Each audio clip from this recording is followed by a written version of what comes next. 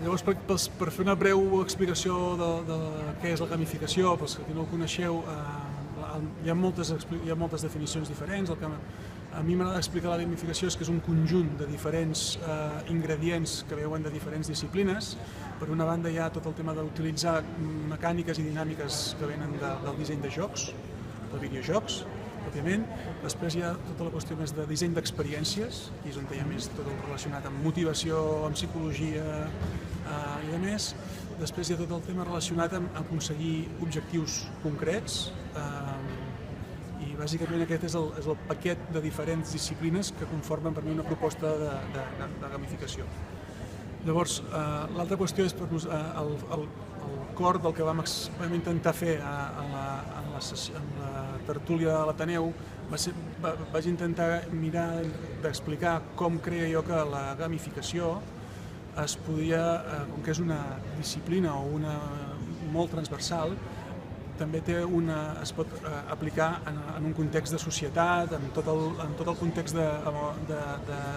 smart cities, smart citizens, i em sembla que és un vector interessant a plantejar, perquè no tot és tecnologia, tot i que la tecnologia és bàsica, tot el tema digital fa que les persones ens convertim en consumidors i productors i en poder interaccionar d'una manera molt més fàcil els uns amb els altres. Llavors, la gamificació el que ha de suposar és una capa que faci que la participació de la societat, dels individus en la democràcia, diguéssim, es pugui conduir, es pugui motivar, es pugui realitzar d'una manera més interessant, que flueixi d'una altra manera, introduir elements que jo entenc que la gamificació d'entrada pugui tenir la gent pugui tenir certs prejudicis de frivolitat, de manipulació, però és com tot, un bon disseny amb uns objectius clars pot ajudar a fer que la gent actuï, es mobilitzi i pugui veure el seu impacte real en diferents propostes, objectius o projectes. La veritat és que jo a l'Ateneu li tinc com una veneració especial, perquè sempre que hi he anat m'ha semblat com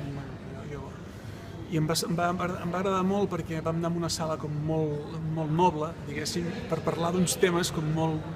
digitals, no? I aquest contrast també d'alguna manera es va manifestar amb els assistents que hi havia de tots els perfils, de totes les edats, de totes les condicions, i això va ser molt interessant perquè